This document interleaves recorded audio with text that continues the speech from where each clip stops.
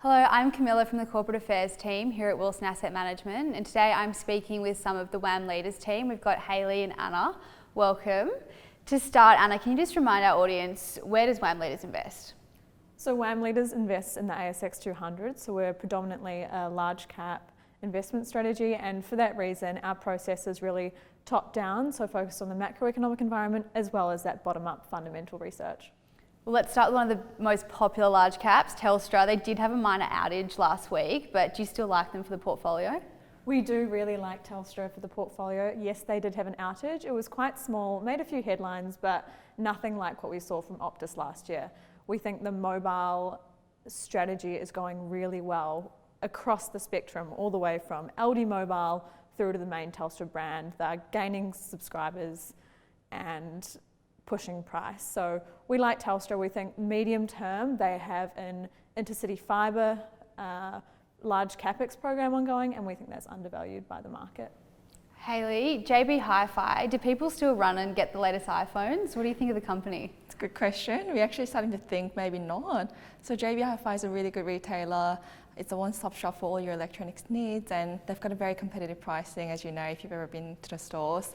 But we're starting to get a little bit more cautious on the macro backdrop, and we think tech gadgets like phones and computers won't be on the very high on the priority list when it comes to household budgets. So at 16 times PE, we think it's fully priced, and we love to own it at the right price and also at the right part of the cycle. And Challenger have the support of the government, so how big is the opportunity in retirement?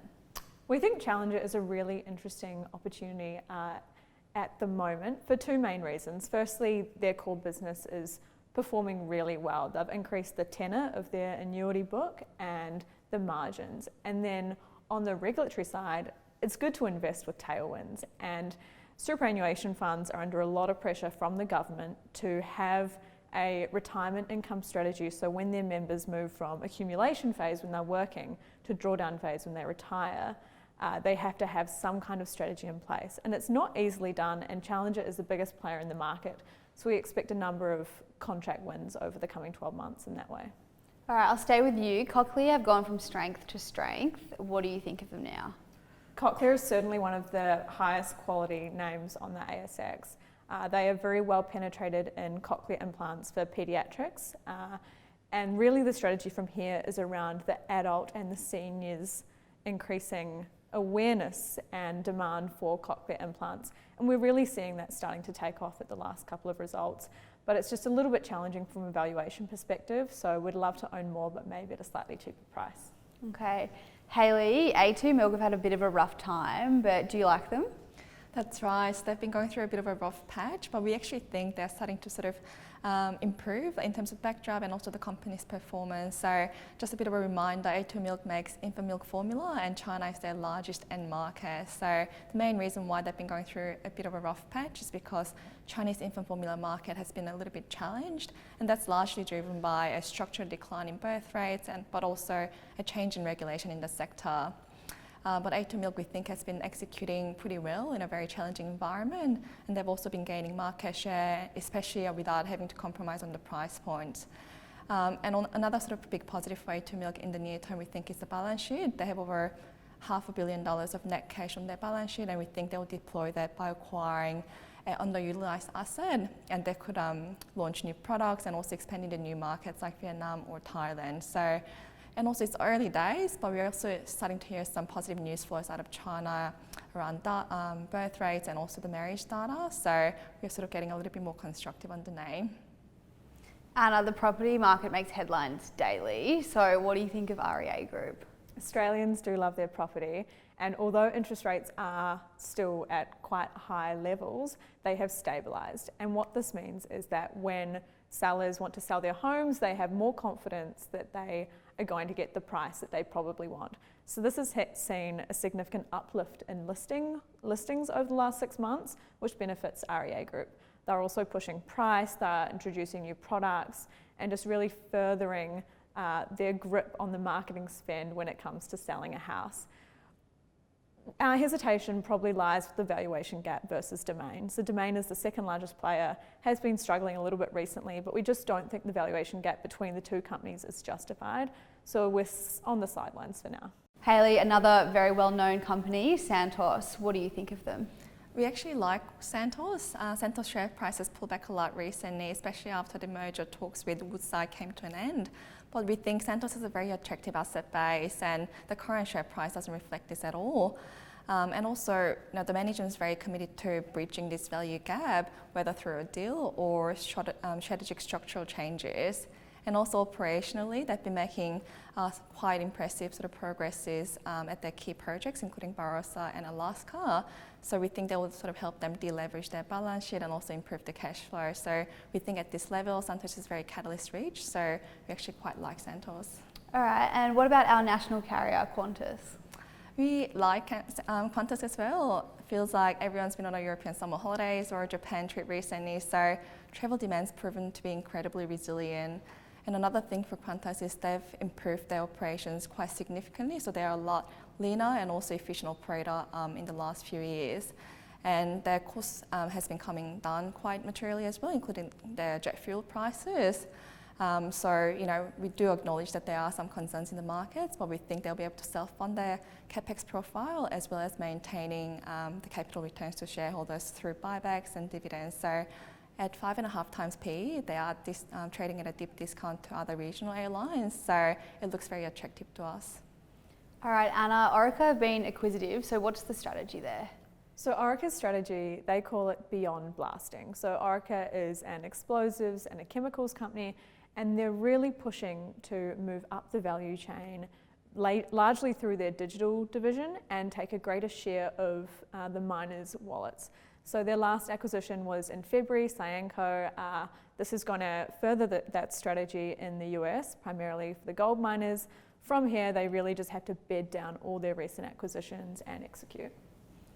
Anna, people might be familiar with Computershare as a share registry, but what are they like as an investment?